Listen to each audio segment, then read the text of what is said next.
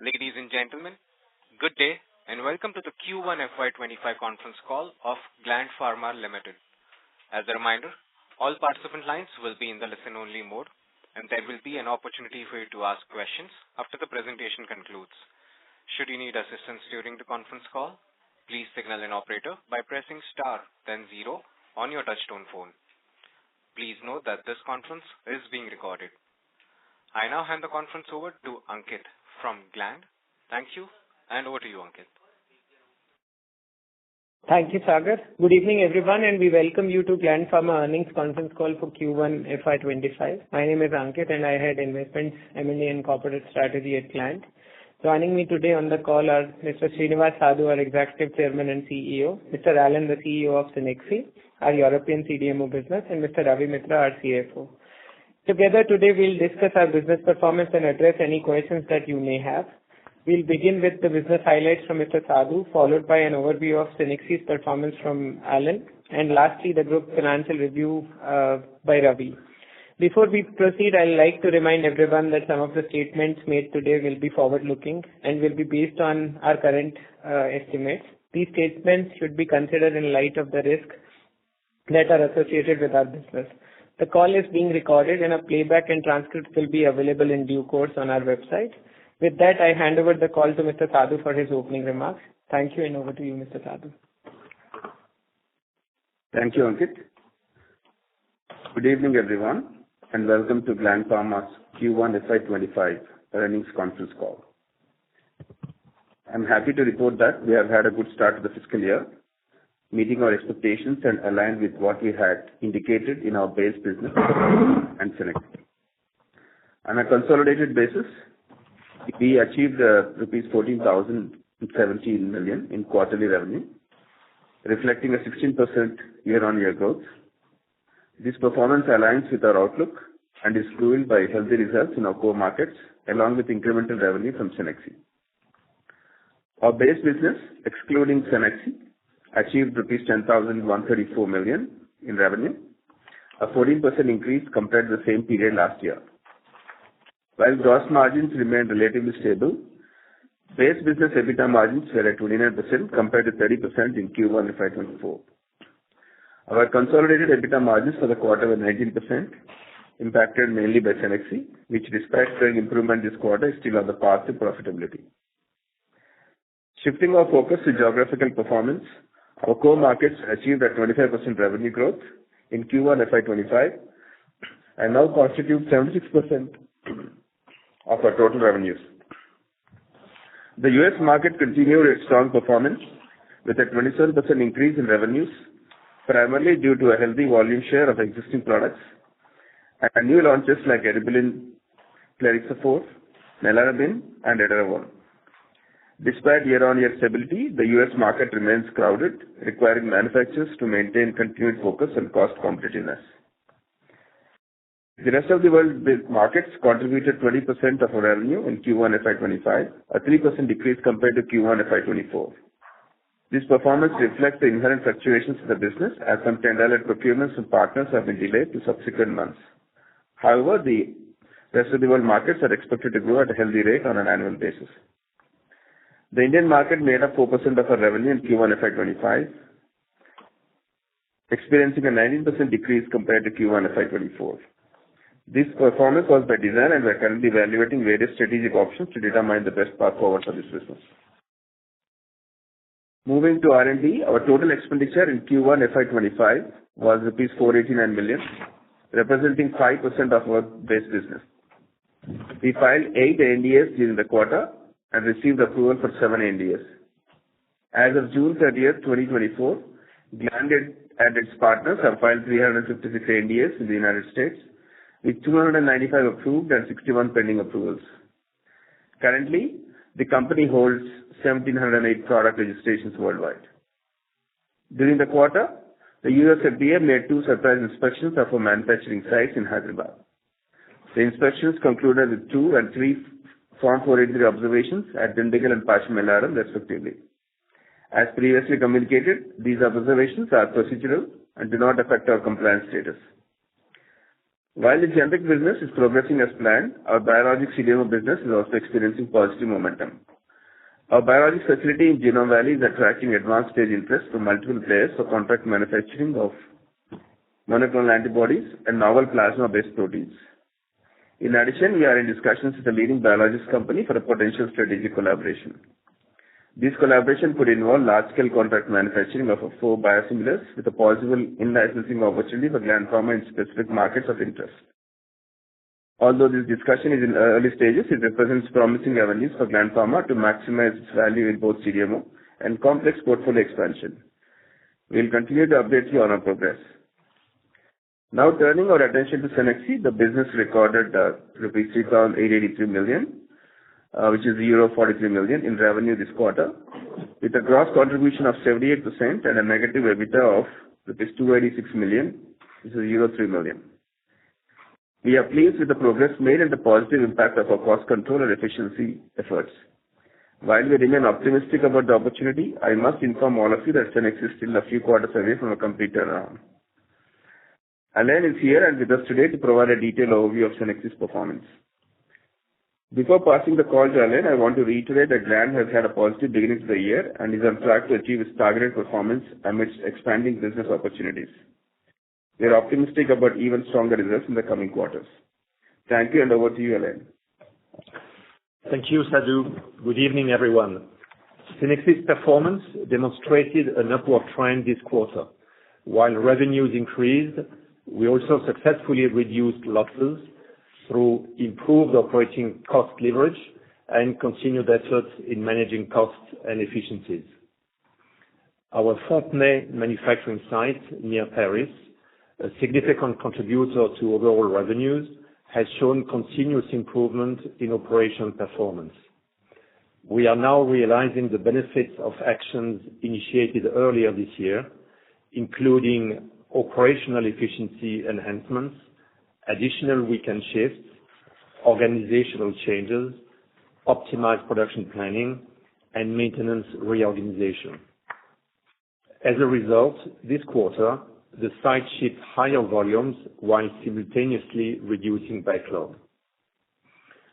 The Fontenay site derives the majority of its revenue from ampoule fill and finish operations, and we are currently adding a new ampoule line.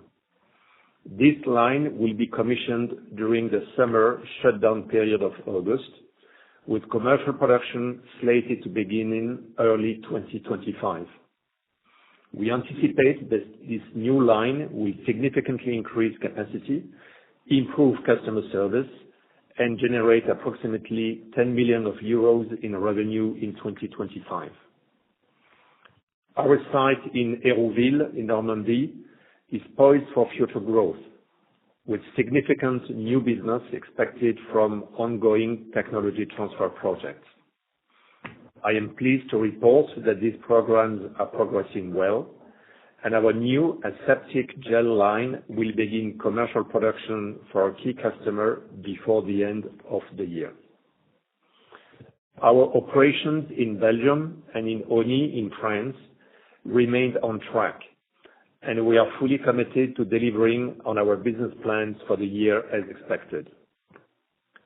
We are also gaining good traction from partners in new areas outside of small molecules, such as biologics, plasma fraction, and several difficult-to-make technologies. While we are making good progress and our course correction plan is gaining momentum, I must also share a few important updates that may impact our performance in the next quarter. First, the July to September quarter will be impacted by August's typically lower activity levels due to the European holiday season and planned summer maintenance shutdowns at our plants. Notably, our Fontenay plant will have an extended shutdown of 3 weeks to accommodate the installation and connection of the new ampoule line. Second, based on the latest forecast, we reaffirm the outlook communicated during the last investors' call. A positive EBITDA for Q4 of this fiscal year and a positive EBITDA for the next fiscal year, driven by increased revenue exceeding the 200 million euros threshold. Thank you. I will now turn the call over to Ravi to discuss financial performance. Ravi, please proceed. Thank you, Ala. Good evening, everyone, and thank you for joining us for our first quarter earnings call. I hope you have had the opportunity to review our financial results and investor materials disclosed to the stock exchanges. Let me share the performance highlights for the first quarter. Our consolidated revenue from operations reached rupees 14,017 million in Q1 FY25. However, Cenexi revenue in Q1 FY25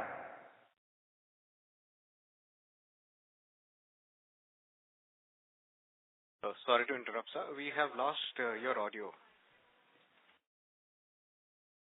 Hello? Yeah, can you hear? Yes, we can hear you now, sir.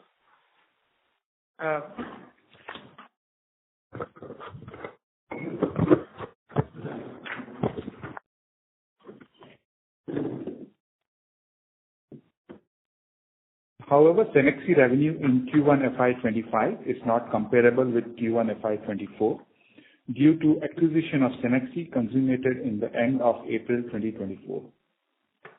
The revenue grew by 16% compared to the same quarter last year.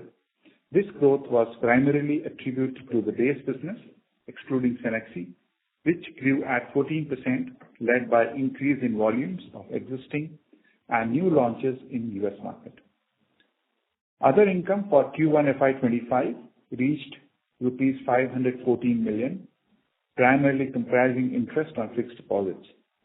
This is an increase compared to Q1 FY24, where other income was rupees 375 million, largely due to increase in interest on fixed deposits. Our gross margin for Q1 FY25 was 60% compared to 63% in Q1 FY24, impacted by the product mix at the base business for us. However, Cenexi's gross margin improved to its historical level of 78%.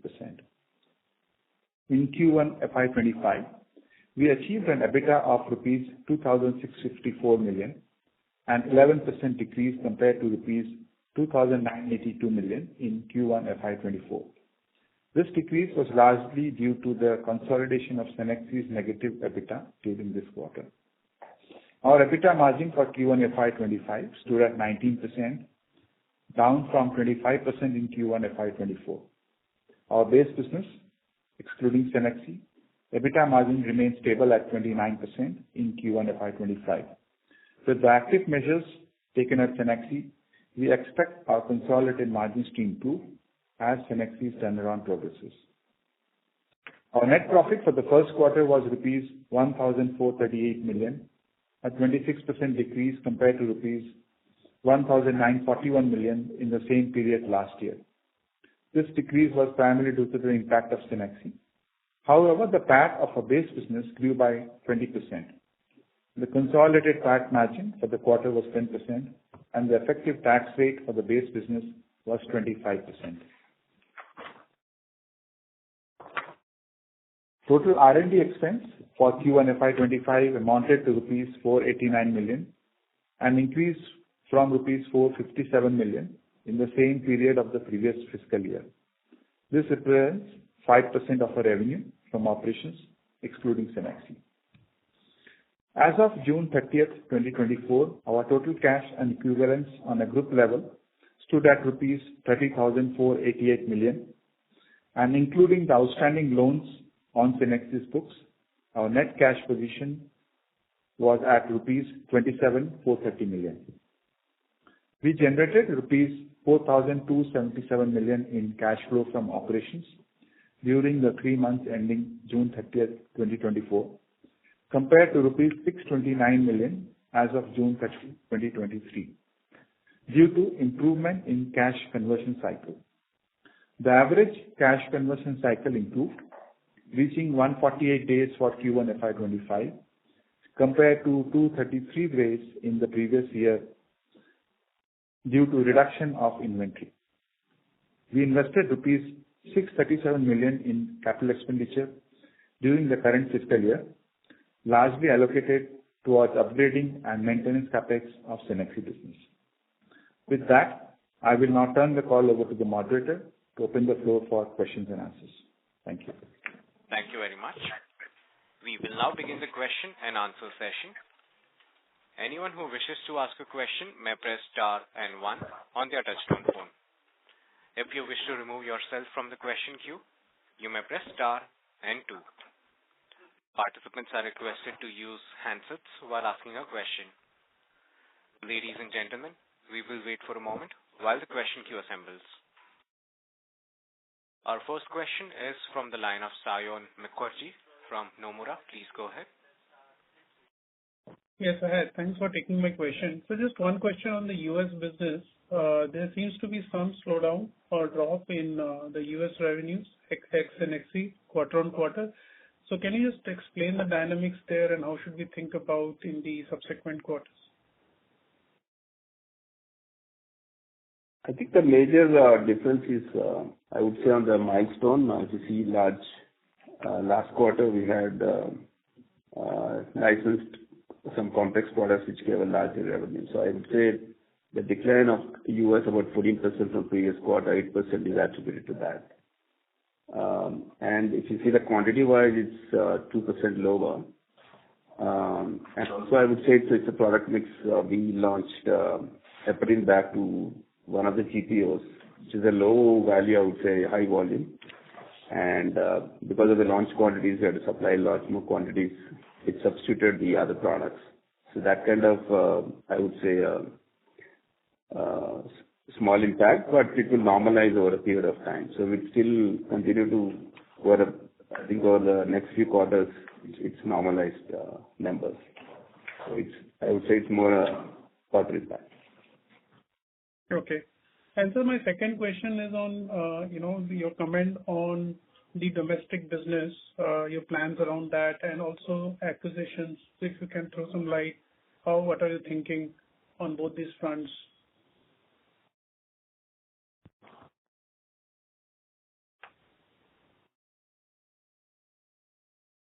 So, yeah, hi, Sayan. This is Ankit. So on the domestic business, see, as you would understand, most of our facilities are designed to supply for the global markets and predominantly US. When we supply in India, we use the same facility and somehow it compromises our overall economics on the business. So we don't intend to scale that up unless we have found a solution to have a facility which is more dedicated for the India business. So I think that addresses that point. On the acquisitions, I think there are two areas wherein we are largely focused. One is to look at opportunities on the complex injectable side, which is more to do with the high R&D focused investments. And the second part, which we are very keenly evaluating, is building capabilities also on the manufacturing side. Today, most of our capacities and capabilities are on the small molecule side. But even there, we feel that we have the ability to further go up and see if we can do more of difficult to make products. So this is the large near-term focus. Obviously, on the long term, we'll have to think through if we need more organic capacity to cater to our current growth, which is coming from US and ROW markets. But in the short term, these are the two focus areas for investments. Right. Thanks. And just one last question, if I can. Of the 61 ANDAs which are pending, is there a split available between Gland's own ANDA and partner ANDA? I can give you a exact number, but most of it will be Gland ANDAs because lately everything is filed by Gland. Okay. Okay, sir. Thank you. Thank you. Thank you. The next question is from the line of Neha Manpuria from Bank of America. Please go ahead. Yeah, thank you so much. Sir, given that Fosun sold a fairly large stake, in Gland this quarter, what is the thought process in terms of holding in the company? Have you had any conversations with Fosun? Neha, for some reason we couldn't hear your question well. Is it possible for you to I don't know if it is to do with speaker or something. The voice was not clear. She's dropped off. Hello, Neha? Sagar, I think she has dropped off, so maybe we can take the next question first and we'll have her on the queue soon. Sure. The next question is from the line of Tushar Manudhane from Motilal Oswal Financial Services. Please go ahead. Yeah, thanks for the opportunity. So just to continue on this milestone income, is that the reason for the quarter-on-quarter drop in the gross margins for the base business? What's the question? Is that the reason? Yeah. So, I mean, basically trying to understand the dip in the gross margin as well, both quarter-to-quarter as well as year-over-year, when we had good, relaunches or certain complex product launches as well in the quarter. So, if you see, it's basically what I'd given answer for the first one. We kind of supplied more of heparin because of the new GPO contract we got. The contribution margin on heparin is lower compared to that. So it's the margin, I think, is around 25-30%. So the volumes what is supplied to last quarter, it's almost doubled. So that kind of diluted the overall margin. But it will normalize over the period because you supply, when you start your contract, you supply 4 months of stock. So that can have taken away our capacity with a low margin product. But that will be fine from next quarter. Understood, sir. And from the biologic side, while the facility was built, from a Sputnik vaccine point of view, and since then the facility has been available, it's taking quite a long time to, get the new contracts. And that is one. So if you could share further there, and this collaboration which involves large-scale contract manufacturing. So here, we're not sharing too much of details, but what can be the timeline to understand the commercial benefit of this collaboration? Well, we can't name the company. Probably it's a quarter, I would say. Some clarity will come up on how this happens, but the discussion is around investment in a large scale production compared to what we have for some of the biologics what they've filed and some what in the commercial stage, and also in parallel also licensing some of the molecules for our other markets, 3 or 4 biologics products. So it's a combination of a CDMO business to expand. As you know, a lot more attractions come in recent months for Indian companies. So I would say it's a good sign. So this is in that, I would say, in that direction.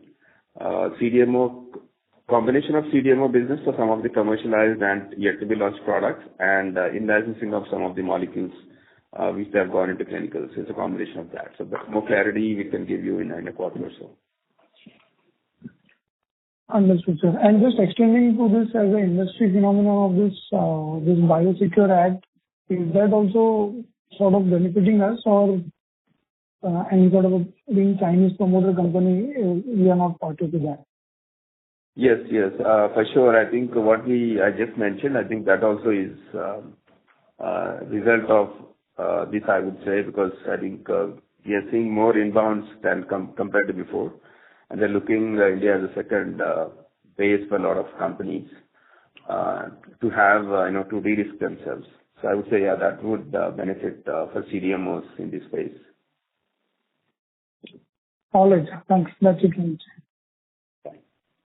Thank you. The next question is from the line of Neha Manpuria from Bank of America. Please go ahead. Yeah, am I audible now? Yes, ma'am. Yeah, Neha, it's better. Okay. Thank you. Sir, these are Fosun sell a pretty large stake in the quarter. Have you had any discussions about how they are thinking about their ownership in Gland? Do we think it goes down further? Over the longer term, we have talked about evaluating front end in the US. How should we think about that? Yeah, from Fosun perspective, we don't really discuss about the shareholding. We only talk more about the synergies and how to expand businesses in different geographies with their network. But There's no communication around the equity and how they sell. We only know post-facto, I would say. What's the other question there? On the long-term strategy for the U.S., because I think last year we were considering, or evaluating a hybrid model of possibly going front end on our own. So is that still on the table? Yeah, it is. It's still under the table. It's on the table. We are evaluating, but we can't comment. I think it's too early. But it's not like, our core focus will be CDMO and also getting into more complex CDMO. That will be the focus for the company, with more and more companies approaching us on the bio side. For sure, that will be a key focus in terms of investment. At the same time, the general business is key for us, so that will continue, but we have to see what are different options so that the base business will grow at least at a certain rate while we build the other part of the business. Understood. And did I get the previous comment right, that the biosimilar the discussions that are going on would require new investments in batch based manufacturing?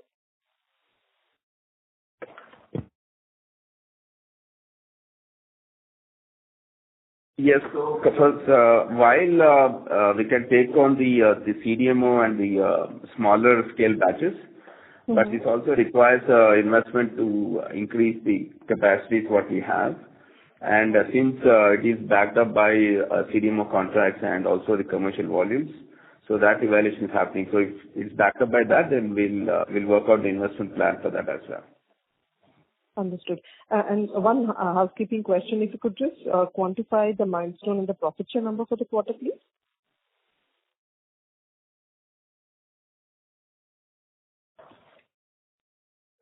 Give me a second.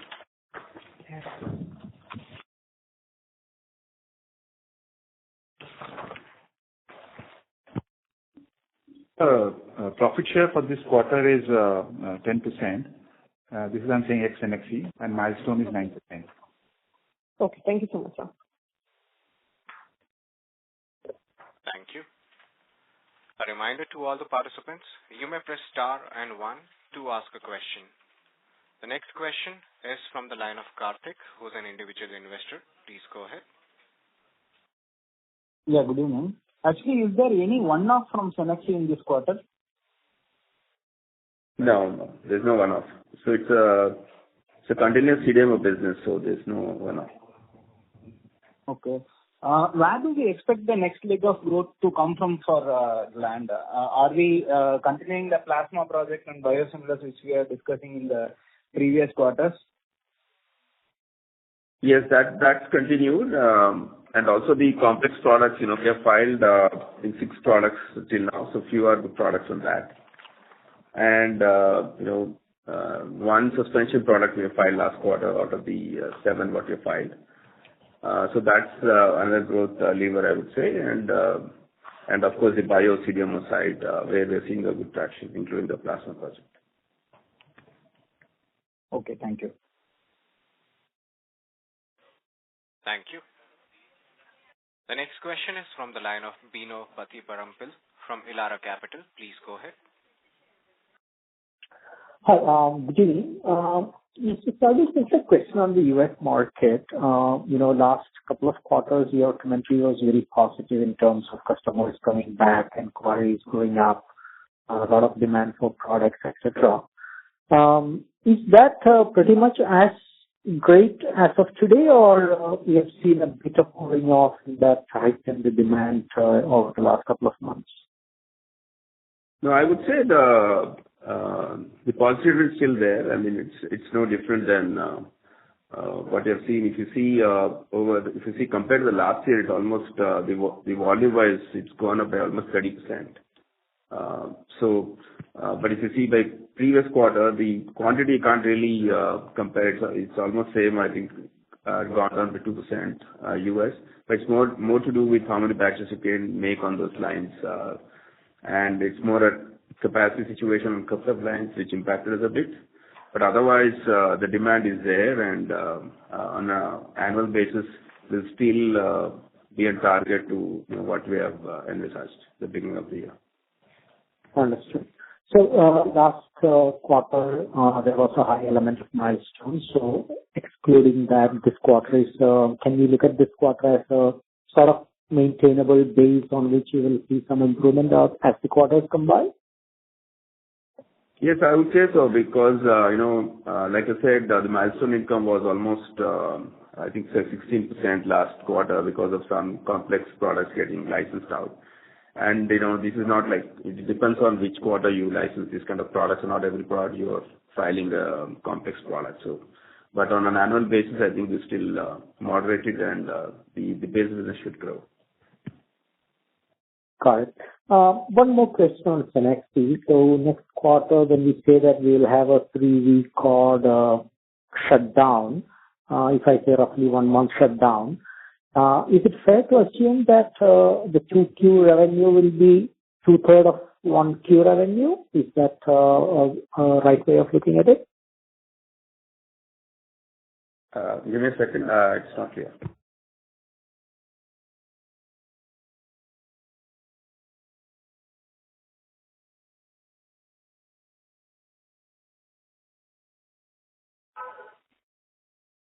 Can you repeat that question? It's a little not clear. Sure. So my question is, in Cenexi, we talked about a 3-week, 4-week shutdown in 2Q.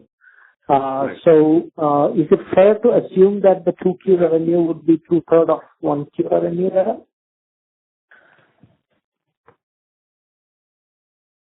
Yeah, correct. So that's correct. But at the same time, we're also using that time to install a new line, so which will help us actually to produce more volumes in the future. So it's not that we're completely wasting that time, I would say, but at least utilizing that time to install a new high-speed line, which will increase the volumes in the future. And besides that, every year we have a shutdown of roughly 2 weeks in all our plants because of the summer break and heavy maintenance.